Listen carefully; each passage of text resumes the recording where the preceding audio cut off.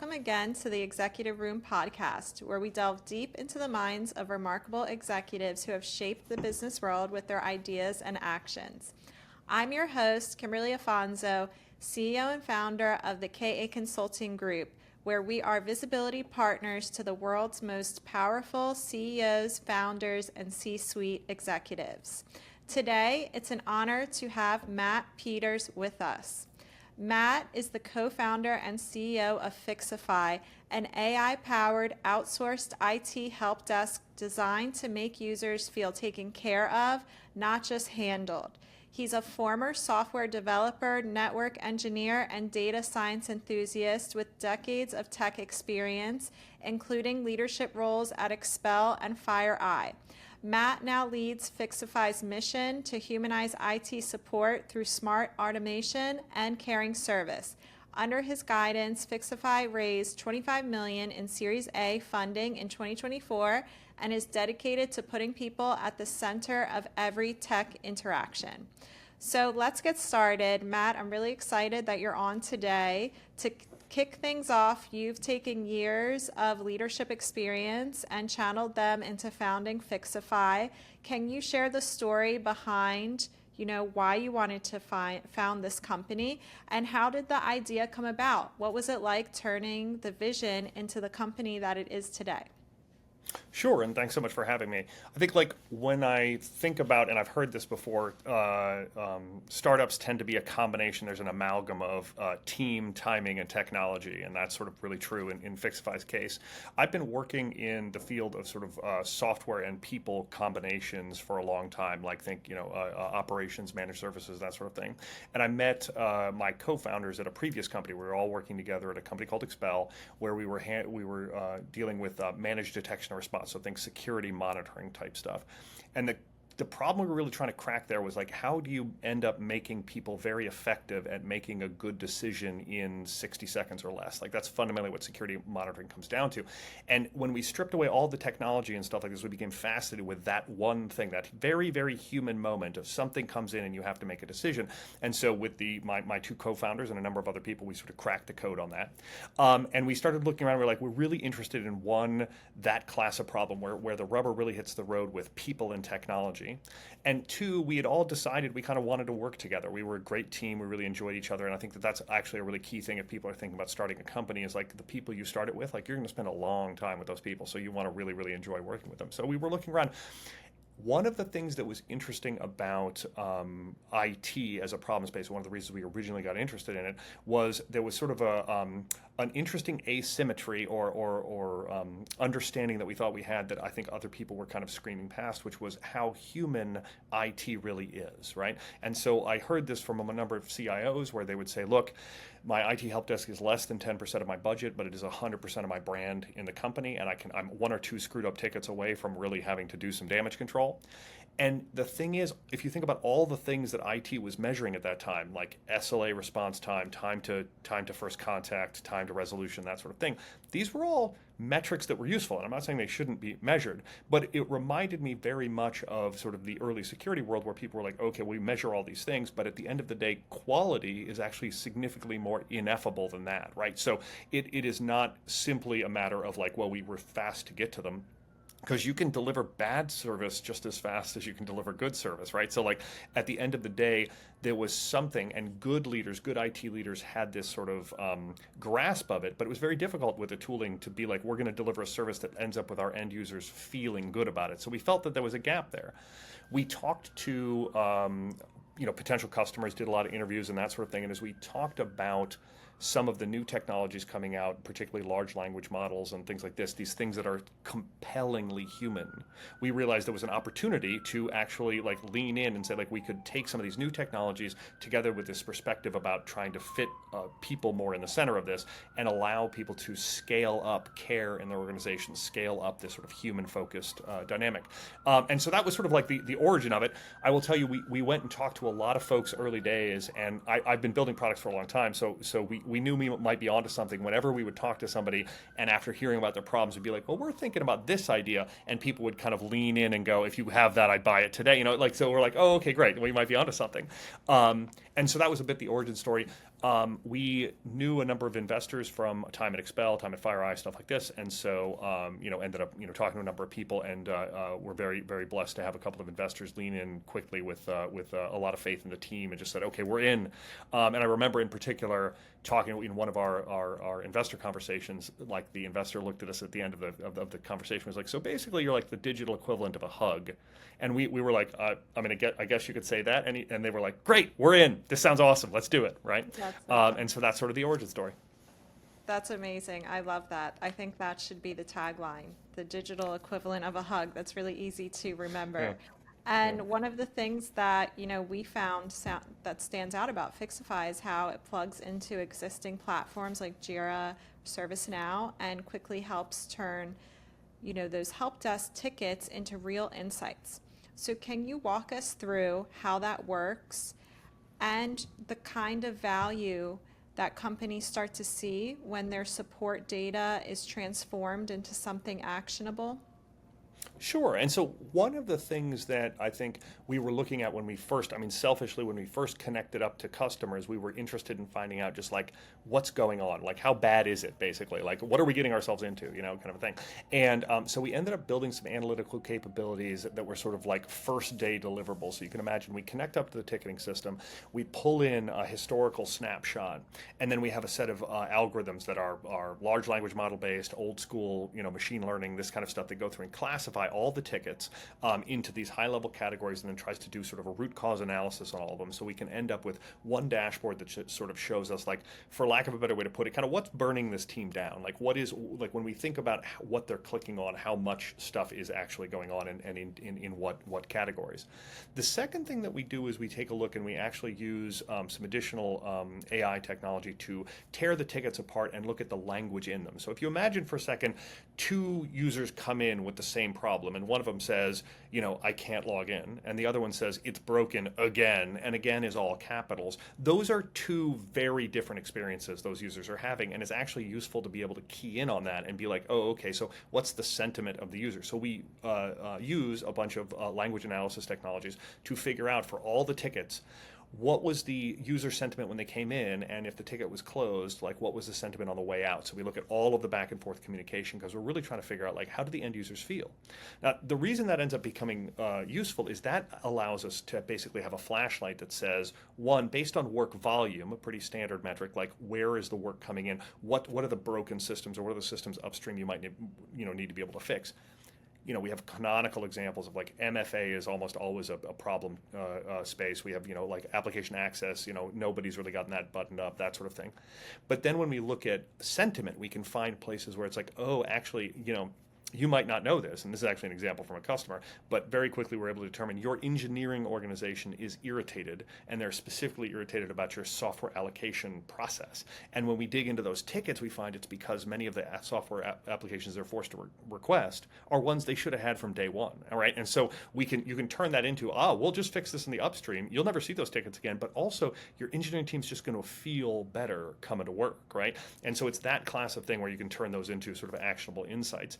The last piece is when you have that sort of sentiment, and we can do it over time during tickets, we can actually dive in and go, oh, okay, well, this customer came in pretty happy. Like, this is the worst nightmare of an IT leader. They came in okay, and they left real irritated, right? Okay, fair enough. So, like, then you can actually dive into the actual communication and go, okay, somewhere the wheels popped off this thing. What is it, right? What do we need to fix, and that kind of thing. And that also helps us really get to some immediate improvements right out of the gate. Well, when you shared that story, the name made more and more sense, Fixify. So, that was a great story to put everything together for our listeners. And I'd love to talk a little bit now, Matt, about you as a leader. Part of your journey has included, time in Silicon Valley.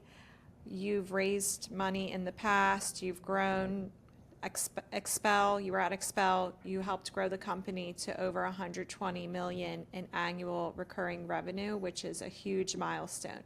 So tell us a little bit about what you've learned from all of these experiences, and how did they shape, the way you think about growth, work culture, innovation? Yeah, so one of the things that I think is interesting about working in companies associated with Silicon Valley or in the Silicon Valley startup ecosystem is the fact that people in Silicon Valley are not afraid to try new things because they're not afraid to fail. Right? And I think that comes from a notion that, like, hey, everybody's pretty smart.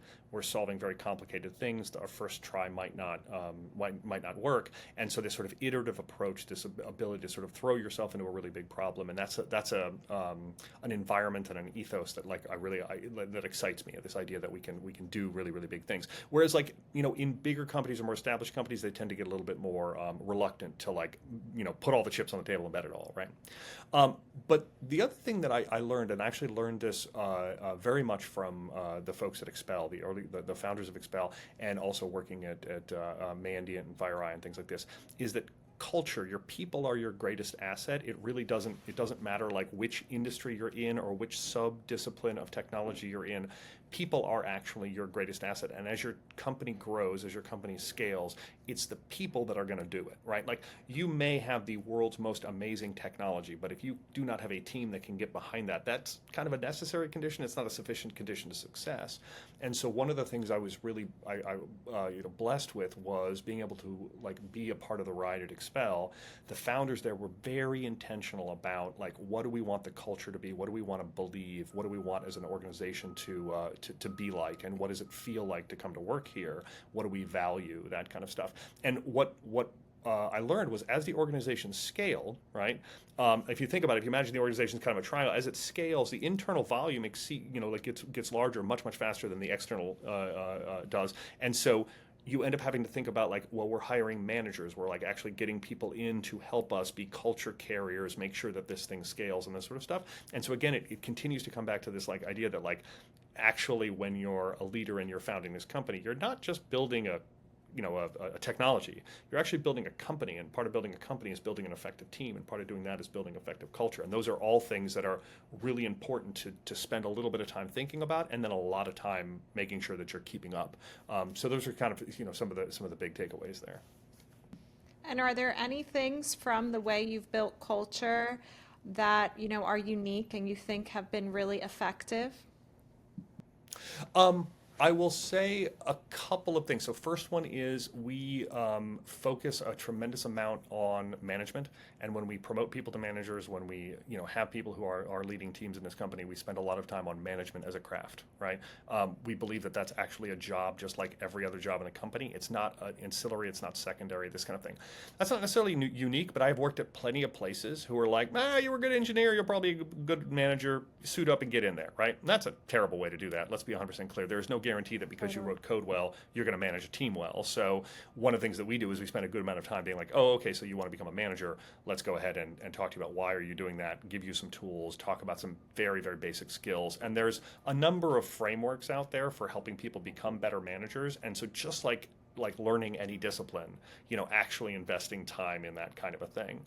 So that's one. The second thing is, like, making sure that we understand, like, and we continue to invest in our people. So one of the things that we do, and this is again not unique, I've watched this done, we did this at previous gigs, but it was very important, was we actually allocated money in our budget. We are a startup, but we allocate money in our budget for each employee to go do something for learning or professional development every year. Like, go to a conference, attend a trade show, take a class, whatever. And it doesn't have to be specifically related to your direct job. So you don't have to come and prove me. Like, if you're a developer and you're like, I want to go learn Golang, and so I'm going to go to GopherCon. Well, we don't use Golang internally at Fixify, but I'm not going to stop you from going to that because you professionally developing is part of the goal of the company. And that would be the last piece in terms of culture. We fundamentally believe, and this is something I got from a CEO who's a bit of a mentor of mine, that I want my company to be a great place to be, but I also want it to be a great place to be from.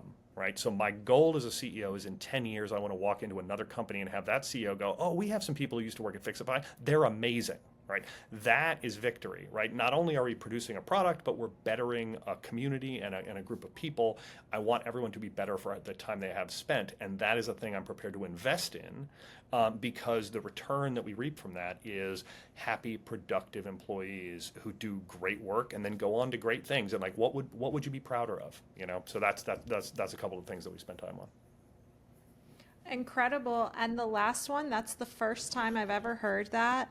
And I have to say, I'm going to have to use that myself. That is so incredible to think about, legacy and building an impact in the community as well after someone leaves the company, being a great place that people come from. I love that mindset. And I'd love to hear a little bit more. I think this actually feeds in really well. You're really involved in leadership and mentoring in Silicon Valley. And how has that shift, from in the past hands-on engineer to an entrepreneur to mentor, how has that influenced the way you think about guiding the next innovation of innovators? So it's when I think about, no one asks me particularly technical questions anymore, right? I'm a little bit like, no one asks me how to write production code because I don't do that anymore. So that's a little bit disappointing. As an engineer at heart, I always want to be like the technical one, but like at the end of the day, I focus a lot more on talking to people about solving the people side of the problems or the business side of the problems, that kind of thing. One of the things I know is particularly as a young technologist, because of that was the tool set that I had, I would come into every single problem and go, oh, okay, we're solving technical problems. It's go time. Like I'm going to write some code. Right? And so having conversations with people about like, oh, okay, like let's think about the organization you would need to build to solve this problem. Let me just ask you how you're thinking about the hiring, or let's talk about how you're thinking about the org structure, or how you're thinking about the go-to-market, or something like this. And that ends up opening up like really interesting and oftentimes unconsidered avenues, right? I do tend to spend a lot of time with startups who are dealing with operational problems, right? So that is to say, like scaling up operations is something that I've done a bunch. So get on the phone with somebody who's like, well, our tech support organization is beginning to show wear and tear and that kind of thing. And when you think about those things, there's a bunch of math and science behind that, but there's also a bunch of like, okay, well, how do you think about this relative to your go-to-market? Like okay, so where does customer success fit in your go-to-market, and have you thought about those relationships and that kind of thing, which as new founders, oftentimes we don't think about. Oftentimes we're like, okay, well, all I need to do is just make sure people stop complaining. And it's like, oh, okay, yeah, you could do that, or you could, is this a core competence of your company that you want to invest in because it's part of your offering? How do you think about that? How do you think about pricing it and that sort of thing? So there's a bunch of those dynamics. The other thing I would say is, as I've been trying to be better at mentoring, and I'm not going to say like I'm amazing at this, right, is the light bulb has to go off in somebody else's head, not mine, right? And so oftentimes, and actually like I've read a number of books along this, Billion Dollar Coach being one of them, but like the idea is it's mostly about asking the right questions and getting the person on the other side to go, oh, I never thought of that, right? As opposed to being like, here's the answer, right? So when I first started helping companies, deal with like operational problems and stuff, I would just show up and be like, I built a spreadsheet that explains your problem. Go to line 32, that kind of thing. And that was less helpful because in reality, they needed to go on a bit of a journey. And so just being able to help, kind of walk them in that journey has been sort of the evolution of myself as a coach in that respect. And for people who know me, they know that's really difficult because I really want to show up with the answer, but that's less helpful, right? As a thing, because oftentimes my answer's wrong. It's not appropriate for their environment, and they're on a different journey than I really am. So that's a little bit about the learning and the evolution there. Those are great, great lessons and a great book recommendation that I have heard about before but have not read. So glad to hear it again. So I'd love to hear a little bit more as well. You as a leader, what are some of your key leadership principles that have helped guide you? So, you've mentioned culture, mentorship. These are amazing things. We can see the engineering background, which is also really, really unique. But are there any specific principles that have influenced your approach and leading your team at Fixify? Yeah, so I think fundamentally one of the things about my leadership philosophy, and this is not, I did not invent this, but it is a thing that sort of runs like a thread through everything I do as a leader, is that I believe fundamentally that everyone has superpowers and super weaknesses. Absolutely everybody, right? And when I'm looking at people, when I'm looking at teams, when I'm looking at performance, I think about the job of a leader is to put people in a situation where the situation aligns with that person's strengths, right? Leans on those strengths, not on their weaknesses, right? And there's some disagreement. You can go back and forth on like whether you can help people with their weaknesses, and I think helping people get better with things they're not good at is actually the job of a good leader. But at the end of the day, if you're dealing with somebody who's actually failing in a role, I think it's very common for leaders to go, well, that person just isn't excellent or something like this. And I'm like, no, that's a total cop out. Like that person's superpowers don't align with the situation they find themselves in. That might be a little more on you than it is on them, right? That doesn't mean that everybody has to stay at the company. You can sit down and I will tell you some of the most difficult but proudest moments of my career have been sitting down with people and going, okay, you are not thriving in this environment. Like you have amazing superpowers, but we're just never going to use them. Let's help you find a job that's worthy of you, right? That kind of thing. That kind of a conversation, you can sit down and have that with somebody where like, let's honestly evaluate what you do really, really well, because everybody has those things. And then like what you don't do as well, right? And let's be candid, let's be honest. Not everybody has to be great at everything. In fact, if you run into somebody who's good at everything, run away. That's a person who's lived a life unexamined. That is not a person who's great at everything, right? So that's the number one leadership principle. And then the second piece is, if I do that, if I truly believe that, then it takes me out of a pattern that I see oftentimes, and it particularly happens in larger organizations, a sort of like leadership principle of like, if you're not performing, you get out, right? And it's like, that sounds good. I mean, it really does. But it deserves a little bit more investigation. Like, it's possible that the person isn't a fit, or it's possible the situation isn't good, that sort of thing. And as leaders, our job is to get the best performance out of the resources that we have. And if we can't, then we change resources, but we don't immediately reach for the liquidate a team lever. And that's one of the things that I think is sort of has guided my journey. I think the last piece, just to say on that, is if you're also candid about your superpowers and weaknesses with people, there's no reason as a leader you have to be the best at everything. You're not, right? There's no reason at like the top of the organization that you cannot be candid with people and say like, there's 3 or 4 things I'm amazing at. Like if anybody needs any help with these things, I'm your huckleberry. But your job is these things over here that you're amazing at, right? You're better at than I am, right? And like I think being honest with the organization about those things is also a useful tactic. I think when I was early on in leadership, I always thought I had to have all the answers, and that was just it was a terrible burden. But also it was just really setting the organization up for failure because I don't have all the answers. So those kind of 2 big things are big leadership learnings for me. Those are really great insights. And I can completely relate. I'm really glad you shared that, Matt. As you were speaking, it actually brought me back to my very first job out of college, where I was terrible. I was in a huge corporate company, and I don't thrive in big corporate, lots of structure. I thrive small team, doing a million things. Complete opposite environment, and I had to find that out myself early on, that it wasn't a fit for my superpowers, and it was the environment wasn't a fit. So I really love how you share that, and so candidly. And if just to pull on that for a second and to say, one of the things that I think, and oftentimes you don't find this until people are a little bit later in their career when they've had this realization, but I think it's super useful to be able to say, because I have been bad at jobs myself, that wasn't a moral failing, right? I think one of the issues you run into is you just end up in this thing where you're like, this weird Calvinist thing where like you're bad at your job, and so therefore are you a bad person? It's like, everybody slow your roll for just a second, all right? You're going to go home and you're going to watch TV and you're going to have dinner and you're going to come back tomorrow and like maybe it'll be better, or maybe you need to find a different job, but at the end of the day, it's not a moral failing, right? And that, I think it took me a little while to realize that, but once I did, it's been a really powerful lens for those things. Completely agree. And Matt, as you know, we always talk about vocal leadership and public persona and being a public CEO on this podcast. And I really love your personal brand. The things I love about it are it's super authentic. You use humor. And as we were speaking about before we started recording, I really like your new dynamic videos on your LinkedIn profile. So I encourage all of the listeners afterwards to take a look at your LinkedIn, because really, really well done. So tell us about, how do you go about your personal brand? Were you always active? Did you always see it as important?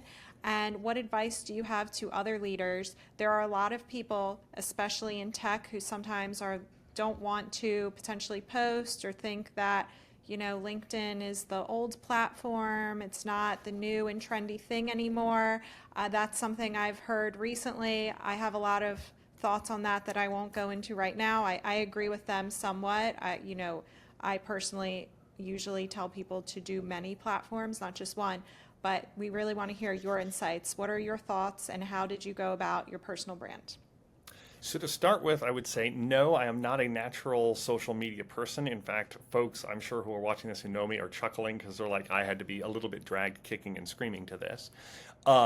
I think, in terms of how to think about it, I got a lot of really good advice from people. So one thing to note is it is not a thing, if it is not your natural mien, and I like, as I said, it was not mine, I ended up having to break down this reluctance by actually talking to people who either themselves had gone through or were going through that journey.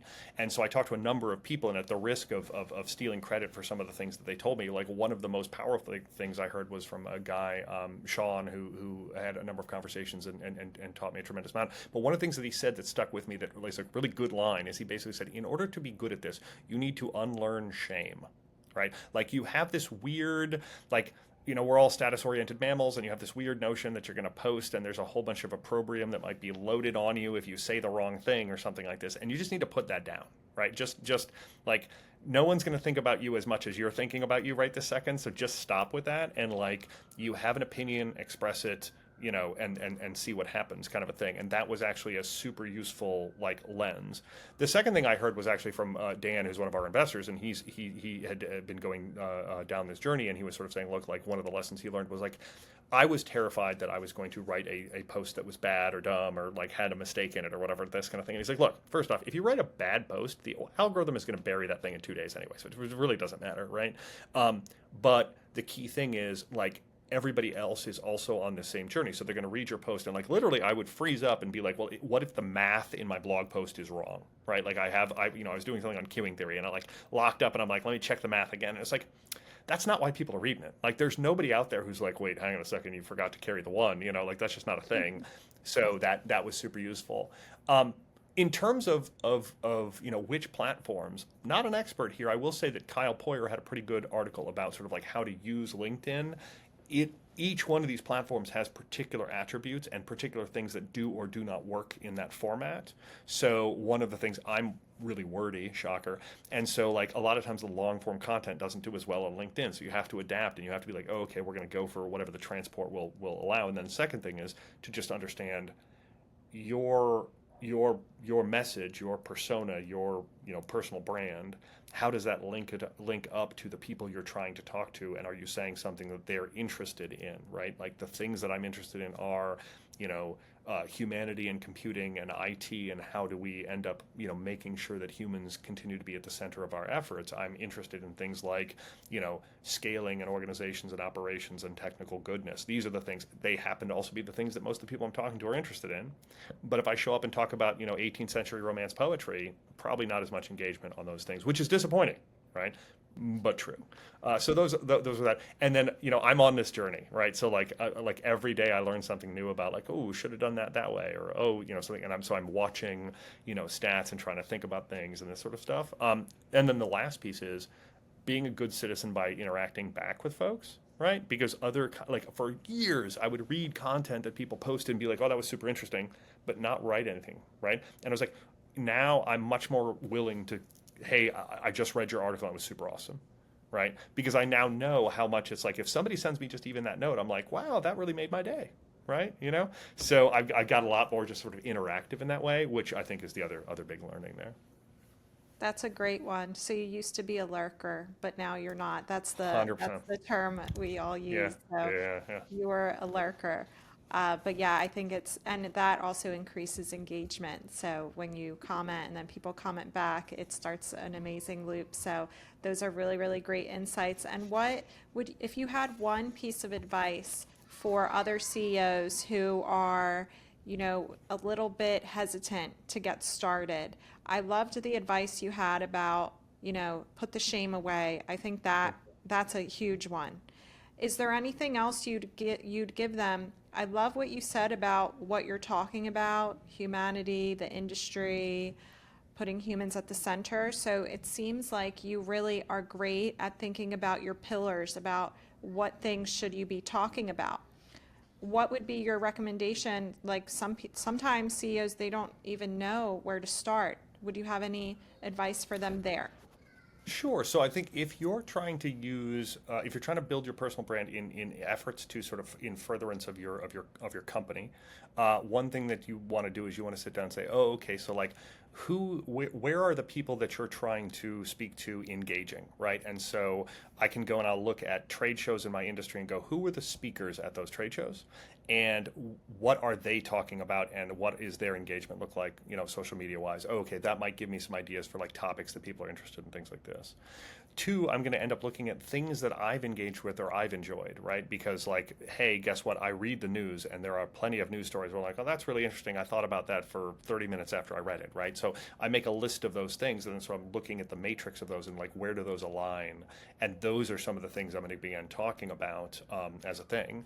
And then the last piece is like, candidly, one of the things that has been so amazing about going from cybersecurity to IT, these are adjacent industries, but they're in no way the same, is that I've been on this journey of discovery. So every single time I meet a CIO or an IT leader of any stripe, I end up talking to them about things like, hey, so like, who do you follow online? Like what like when you're going to get your news, where do you get it? Right? Like, just, you got a blog recommendation, or like somebody on LinkedIn I should follow, this kind of thing. And you pick up so many things about the industry where you're like, oh, really? That's interesting. Because some industries are very much transacted in Reddit, right? Like, they just like, that's where everybody is. Some industries are very like YouTube focused, or they're very much on LinkedIn or something like this. Some are like, there's 5 bloggers that everybody reads, this kind of thing. And so like, learning what those things are in your section of the internet, if you will, has been super useful. And honestly, one of the best ways to do is just ask people in your industry and just be like, what do you read? What's interesting? How do you think about it? That sort of stuff, right? I love that. And that's a question I always like to ask people as well. Who are you following? Who do you like to follow? You learn so much that way. And to wrap up, Matt, I'd love to end with a personal question. In your bio, you mentioned being a banjo player alongside your many roles. How did music find its way into your life? And yeah, tell us about that. That's the first time I've ever read that. So I was raised partly by my grandparents, and my grandmother was pretty old school about making sure that every single kid knew how to play a musical instrument. She just felt like that was part of being a person who was like, you knew how to read and write, and you knew how to play a musical instrument. That was just the thing. And at the time, I was 6 when we started this process, maybe 5. I wanted to play the banjo, but I didn't know the word for banjo. I didn't realize a banjo and a guitar were different. So I said, like, I want to play the guitar. And so we went to the music store, and we were going to rent the thing and then get the lessons. And they're pulling the guitar off the wall, and I'm like, wait, but that's not the one that I wanted. But by that point, the die was already cast and the forms were filled out and this sort of stuff. So I played the guitar for a couple of years and kind of hated it. So fast forward a number of years, and I'm actually at a Silicon Valley startup, and I told my boss that story, and he thought it was hilarious. So when I got to be having worked at that company for a year, they gave everybody kind of like a service gift, and they got me a banjo. And so all of a sudden I've got this banjo, and I'm now an adult and I have spare time. So I ended up taking lessons and have really enjoyed it as a thing. My oldest daughter plays the fiddle and the cello, and my youngest daughter plays the flute. And so we end up oftentimes, like particularly around Christmas time, we'll jam together. Like a flute and a cello and a banjo make really, really weird Christmas music together, but it's a lot of fun. So it's one of the things I've really enjoyed. I love that. A nice family band. So amazing, amazing story. Well, thank you, Matt. Thanks for sharing all of your great leadership insights and insights in the industry today. And until next time. Thank you so much for having me.